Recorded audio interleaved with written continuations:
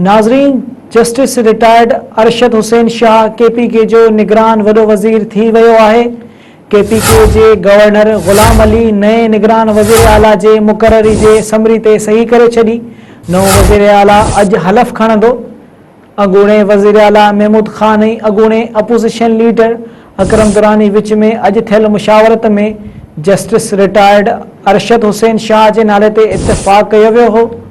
नाज़रीन, अवां खे हिकु भेरो ॿीहर ब्रेकिंग न्यूज़ ॾेई रहिया आहियूं त justice retired Arshad Hussain Shah KPK जो नओं निगरान वॾो वज़ीर थी वियो आहे।